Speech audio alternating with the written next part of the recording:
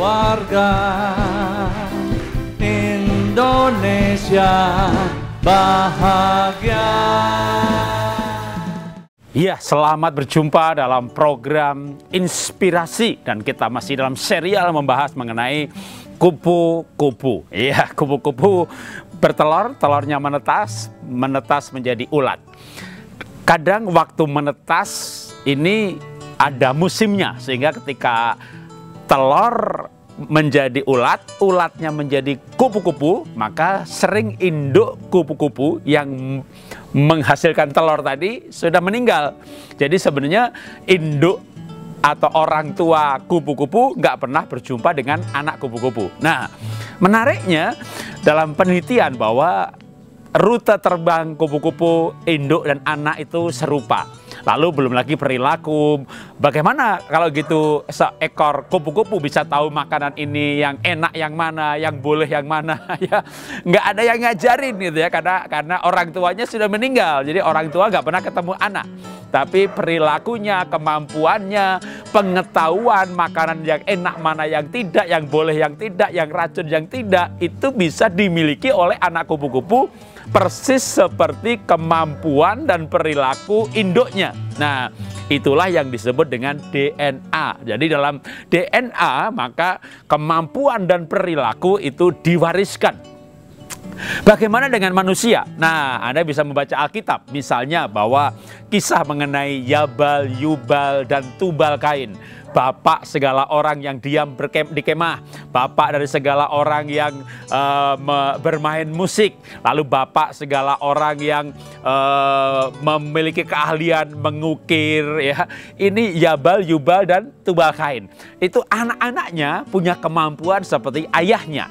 Demikian juga misalnya kalau kita membaca Alkitab, misalnya raja ini gitu ya, mereka beribadah kepada Tuhan tepat seperti ayahnya. Raja ini mereka hidup berkenan kepada Tuhan tepat seperti ayahnya, dan sering disebut mengenai ayah, bukan ibu ya, yang diwariskan mengenai perilaku dan kemampuan. Nah, karena itu penting sekali untuk memberikan yang namanya warisan ilahi. Ada buku yang ditulis oleh J. Lawson, judulnya Warisan Ilahi. Dia juga mengadakan penelitian di Amerika mengenai keturunan orang yang takut akan Tuhan. Dan di dalam garis keturunannya ada rektor, penulis buku, pengacara, wakil presiden Amerika. Dan dalam penelitian yang lain, dalam garis keturunan yang sama, ada perampok, pembunuh, pelacur, dari keturunan orang yang jahat. Sementara dari orang yang cinta Tuhan menghasilkan keturunan orang baik-baik. Maka itu buku judulnya Warisan Ilahi. Sama juga seperti ketika Tuhan berfirman kepada Ishak, "Aku akan memberkati engkau karena Abraham ayahmu."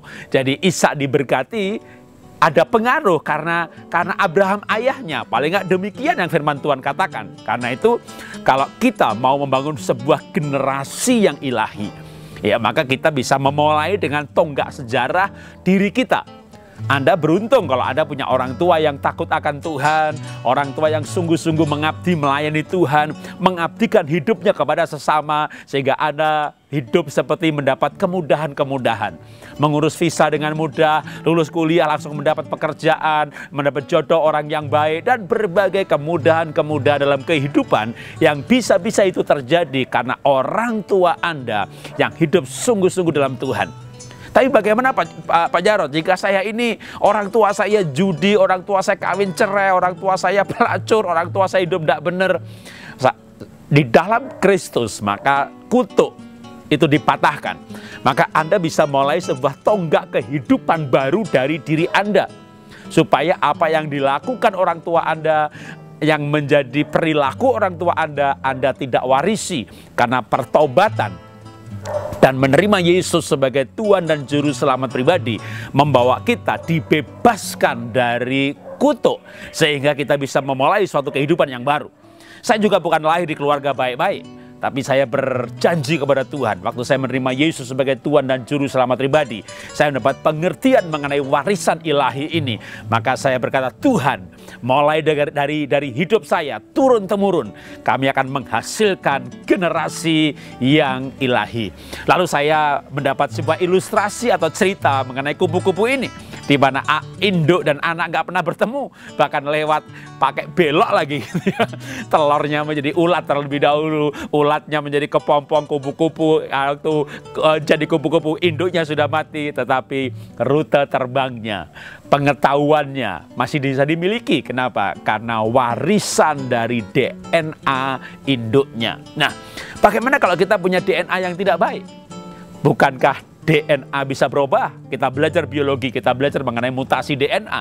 Karena itu saya percaya ketika seseorang bertobat sungguh-sungguh menerima Yesus sebagai Tuhan dan Juru Selamat pribadi, apa yang terjadi?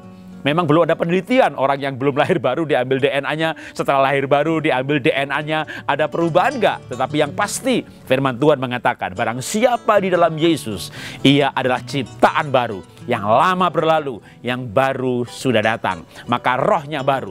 Memang hatinya masih lama, pikirannya masih lama, tapi pikiran dan perasaan ini bisa diperbaharui dari ke hari ke hari.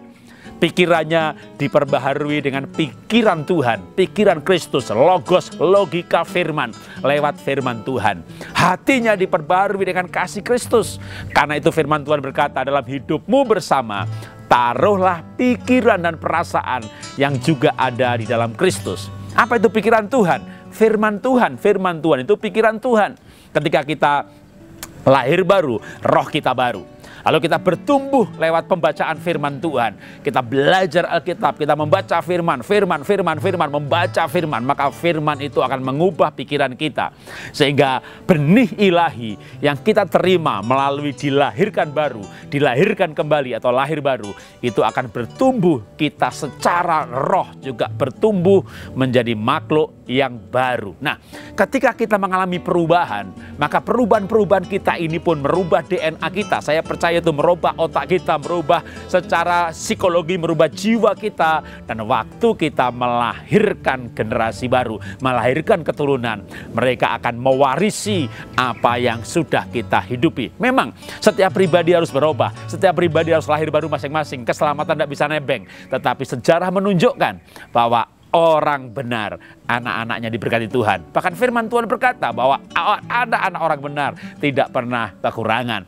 Abraham cinta Tuhan sungguh-sungguh, anaknya diberkati. Saya percaya itu bukan cerita, tapi ini hukum yang masih berlaku sampai hari ini. Karena itu mari kita belajar hidup ini, memiliki kehidupan yang sungguh-sungguh untuk membangun sebuah keluarga, tonggak sejarah baru, sebuah keluarga yang ilahi. Tuhan memberkati. Keluarga Indonesia bahagia.